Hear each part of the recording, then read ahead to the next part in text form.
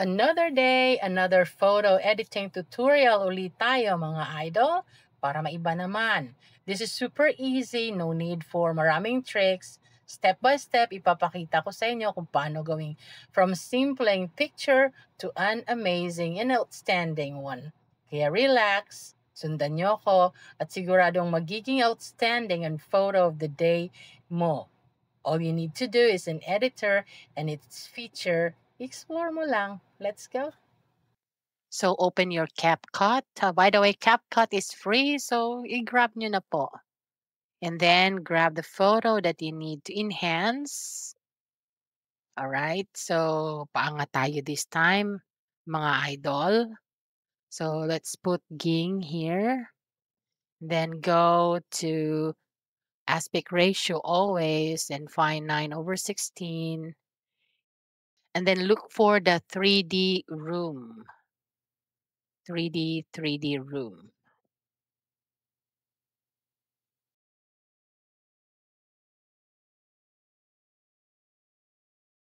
Click the 3D room. There it goes. 'Di ba ang ganda? Maganda na siya kahit na hindi pa siya tapos.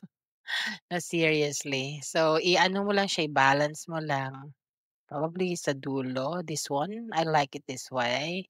And then you drag it up. It's up to you how you will manage to put the photo, if you want it in the middle or if you want it sa taas. In my case, gusto ko sa taas because I will put my personal touch in here later. So this time, let's look for a good background. Let's look for something contrast or maybe something related to the photo. It's up to you na lang po, whatever background you wanted to use, depende sa gusto mo. Some people choose to have a shocking background, but probably maybe I will choose the lighter one, this one. Let's see, let's explore first. Parang gusto ko to.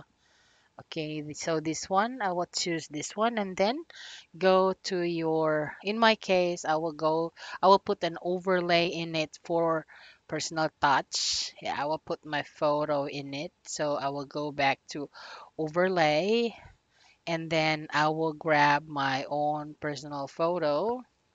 So let's put it up. And there it goes. So ayusin mo lang like that. And then if you need to move it a little bit, it's up to you. For me, I think tama na to. And then you can go to the effect, the basic effect, this one.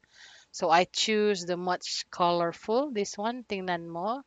So pwede mo siyang i-write, magsulat ka dyan. Ang tanong, oy hala, pro to ah. Free lang naman ang hanap ko be. Hindi mo naman siya i-upload or hindi mo siya i-finalize.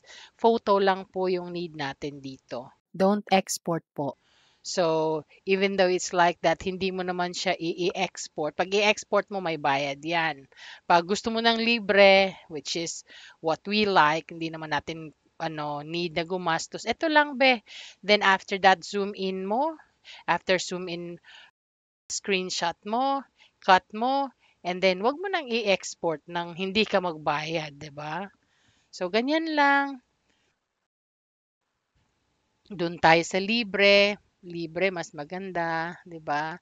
Parang parang wifi lang 'yan, nakasmile tayo pag libre. So that's it. I hope that you guys learned something today. Yeah, pwede mo siyang i-retype. Double click mo lang yung yung letters niya. So then retype. By the way, I usually do this paangat sa mga kasama nating content creator na maliliit para naman sabi nga nila sharing is caring. So anyways, I think that will be it for today. I hope na may natutunan ulit tayo. At least this one is very easy. Isang ano lang, hanapin mo lang yung 3D room and then poof, you have a very beautiful photo of the day.